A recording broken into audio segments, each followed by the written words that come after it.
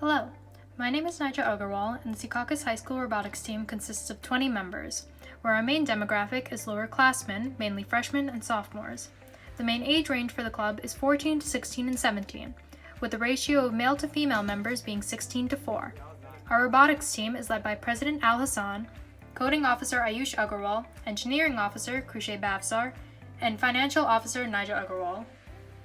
This year, we handled meetings a bit more differently than we imagined. We had to overcome many conflicts to get our team back in action. We lost access to our board and were required to give materials to one member for safety. In October, we found a solution in Discord, using it as the platform for our first ever virtual meeting. Virtual meetings were held every Friday and then transitioned to include Wednesdays. Virtual meetings were an hour and a half. Our first in-person meeting occurred in March, marking a huge milestone for the team. 7 members were allowed to be in school and interact with the board and robots. These meetings allowed us to keep certain members virtual and let others be involved at the school.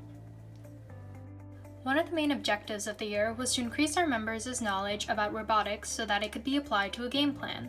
In the early stages of the year, we alternated between engineering and coding activities that would provide a better understanding of the components of a robot.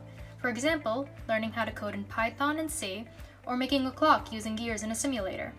Members were tasked with devising their own game strategies and drawing the robots that their plan required. Being familiar with functions used in a competition was also a priority. Members used the IDE simulator to see how various changes in code affected the movements of a robot. Before team divisions, these activities were a great way to get new members accustomed to Robot Ball and to their fellow members. New members caught on immediately, and a large amount of freshmen were immediately drawn to coding. Our team was divided into 2 groups, based on individual strengths: the engineering team, the engineers, and the coding team, the coders.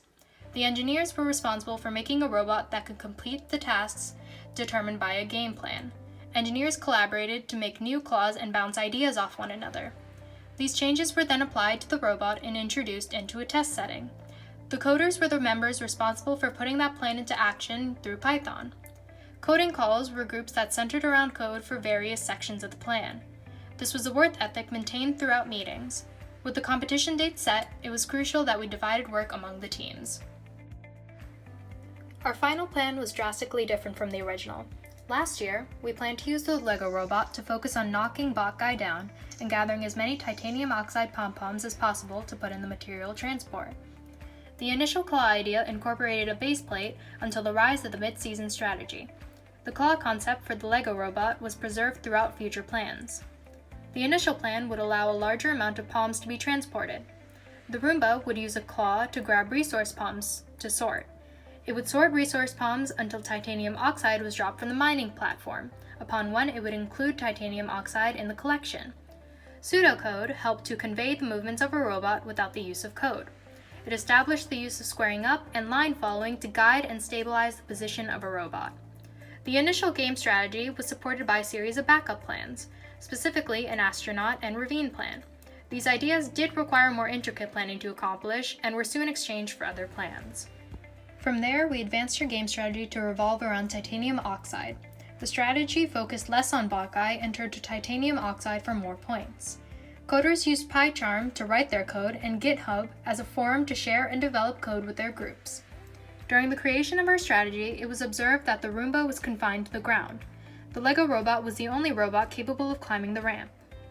It would be required to use a claw to grab pom-poms and drop them for the Roomba. The Roomba would in essence scoop up the pom-poms to collect points. It was at this point that a major issue appeared: the conflict of how the Roomba would gather pom-poms that would fall and potentially scatter. Additionally, if the Roomba was consigned to gathering and dropping pom-poms before traveling to gather more, it would waste valuable time. If the plan was not changed, it would pose an immense risk to the team in competition. This is where our final game strategy made an appearance. The final strategy introduced an entirely new element to the Roomba, a funnel.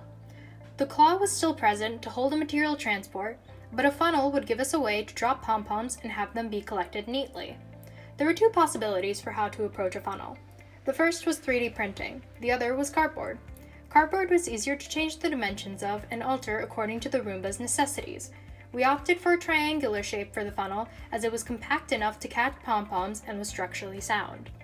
The titanium oxide would be funneled into the transport and be carried by the Roomba. The final game strategy required the most changes to be made to our robots. The Lego robot went through 3 variations of a claw. One with a base plate, one with a set of claws that were long and utilized rubber bands to hold more pom-poms, and a final one which had a smaller claw with arrays of rubber bands. We settled on the second claw, for both length and maximization. The amount of changes made to the style of the claw was a hidden benefit to us. It became possible to decisively choose a claw option that could reach the titanium oxide in a narrow space and average more palms per collection. Consistent testing using the Lego robot and a prototype ramp helped during the times that our team was not able to access the board.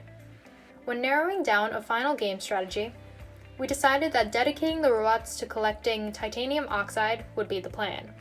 It was certainly a risk to allocate all our resources to one source of points, but we knew with enough perseverance we'd be able to do it. Emboldened by our opportunities, coders were given the option to see their code tested and get feedback on what changes to make. They used GitHub and interacted with a coding officer to get a better understanding of their work. Engineers used in-person meetings to alter their ideas based on how the robot traversed the board and used its assets to achieve their goal. Our team has been promoted through connections with experienced teams on the BotBall Discord. This server has allowed us to overcome hurdles and grow as a team. We can't wait for the competition.